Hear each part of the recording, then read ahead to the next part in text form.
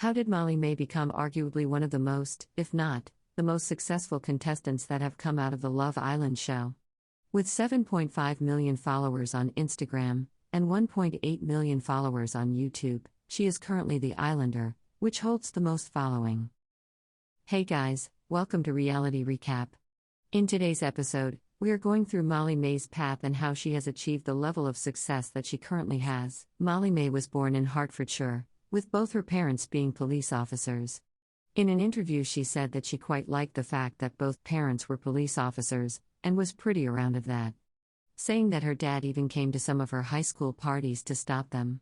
I mean, good on her, because I sure wouldn't want my parents to be there to cockblock my parties. She also has one sister, who was working in the army for about 5 years, before she stopped in April 2023 and appears to be following into Molly Mae's footsteps, seemingly focusing on her social media presence. With that said, Molly Mae's family background was more or less considered to be normal. She said that from a very young age, though, she realized that she wanted to make something out of her life, and that she didn't want to just live what she called a quote-unquote ordinary life, or a standard life. She did a number of small jobs in her teenage years, and growing up, working at Boots, and training as a spin instructor at a gym were two of the jobs that she had. She also won a series of beauty pageants as she was growing up, and won the titles of Miss Teen Hertfordshire and World Teen Supermodel UK when she was just 16 years old.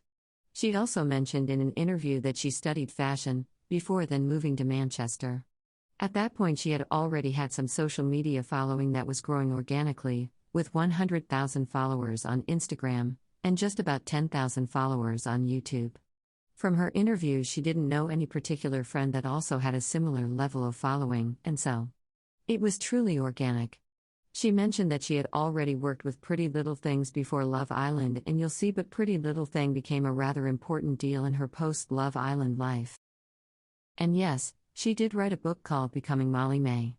Right, so in her book, Molly Mae mentioned that she was also rejected for Love Island in the year before she ended up appear on the show.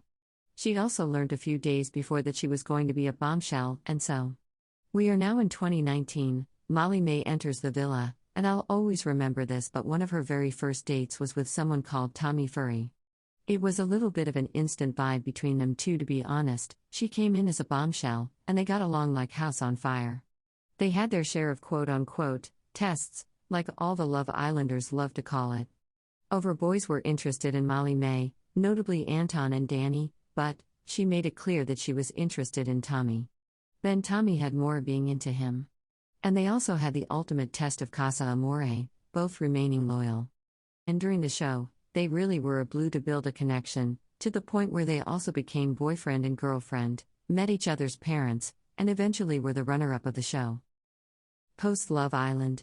After Love Island was a real turning point for Molly Mae. Love Island in UK is just part of the culture, and that is really not an understatement. You need to kind of know a little bit of what happens because so many people actually watch it. After Love Island, Molly Mae's following had rose from 100,000 followers to 2.3 million during that 8 weeks period in the villa. She said in an interview that she already had a following before Love Island, and had this goal of reaching 1 million subscribers, but getting on the Love Island show just skyrocketed her career in a totally different dimension. After the show, she secured a number of deals and basically said that she knew she wanted to make something out of the villa. Most notably, she collaborated with Beauty Works, had her own self-tanning business and her YouTube channel.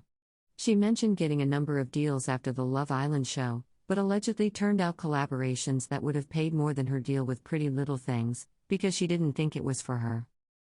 Pretty Little Thing. There's a few resources that stated that her contract with Pretty Little Thing was allegedly worth a six-figure deal of £500,000, which is just crazy to think about. She also became the creative director of Pretty Little Thing in 2021, which was again allegedly £400,000 per month. £500,000 per year was already crazy to think about, but £400,000 is just another level of brand collaboration that is just not really seen, dare I say, even in the influencer world. She received some backlash around what value she would be able to bring when she was only just 22. Basically, she defended herself in that regard, saying that, "I come in most days and I just sit and I give my creative input where I can and I give them my ideas because since being a consumer from the age of 14, I know what I want to see from this brand. I've gone through all the stages of being a PLT customer, to an influencer, to an ambassador, to now the creative director. Despite working together as the creative director, she recently stepped down from being a creative director. It's just like naturally come to an end. Like, I'm a mum now. I never really gave myself a maternity leave. I kind of got straight back into work. Last thing I'd want to do would be to be in a role that I can't fulfill. It wasn't really anything to do between her and the company, but more so that she wanted to focus more on her newborn baby and decided that it'd be best. YouTube. She really regularly posts on YouTube, where she gets pretty candid about her life in general, doing vlogs where you can sort of see a snapshot of her life, through vlogs, or Q&As that she does. She's the one who also does everything in her YouTube, the whole editing is done by her and she just loved the whole process of editing. Things always change, so perhaps, at some point, she wouldn't be editing her own YouTube videos, but in an interview earlier this year she said that she still enjoys the whole YouTube process, and the whole editing herself. Which is also perhaps making a note that she likes to be involved in all aspects of that process. YouTube for her is like this creative outlet that enables her to express herself, and really connect with her followers in a way that is not like an Instagram post. I mean, with YouTube, she really does share quite a lot with her followers, which I think helps her influencing, because people really feel strongly that they know her. Roberry. Back in 2021, Molly Mae opened up on YouTube to talk about a robbery in her apartment in Manchester. It happened whilst herself and Tommy were in a night out in London, and allegedly the thieves took £800,000 worth of items, mostly being jewelry and designer items. She said our apartment was robbed, ransacked, emptied, you name it. We were left with not a lot of stuff at all. This is quite scary to think about. Tommy also talked about it and said that when he's not home with Molly, he does worry a bit about her safety, but he tries to put it at the back of his mind, otherwise it will have an effect on his job. That is something I would really not wish on anyone, and with the internet being what it is, Molly mentioned in an interview that she had been robbed, but some of the comments made her think about whether it was her own fault for sharing too much on social media. I think that with growing number of followers come a growing number of haters, unfortunately. Molly said that since the robbery, they've moved on to a new house which has security, and she's being extra careful now not to share too much on social media or to have too many details. She said at the end of the day, with a job like mine, my job is literally to share my life. That's how I make a living. I've always been so open with showing you guys my life, where I live, the things I buy, but I just can't, for mine and Tommy's safety, risk that anymore. Which is fair to her. She also said that the robbery sort of made her think about what is and what is not important in her life, and how she no longer values the materialistic things in her life that she once did. Controversies. Molly Mae did an interview with the Diary of a CEO, and there is one sentence that she said which caused huge controversy. You have the same 24 hours in a day is not correct. And I'm like, but technically what I'm saying is correct. We do. So I understand that obviously we all have different backgrounds and we're all raised in different ways and we do have different financial situations. But I think if you want something enough, you can achieve it. And it just depends to what lengths you want to go to get where you want to be in the future. Being called tone deaf. Basically, she talked about having the same 24 hours as Beyoncé, and how everyone had the same 24 hours. People didn't like this delivery, saying that obviously, although we technically have 24 hours, people are in different situations, their background, social connections, all of which impacts the amount of hours that can actually be used in a day.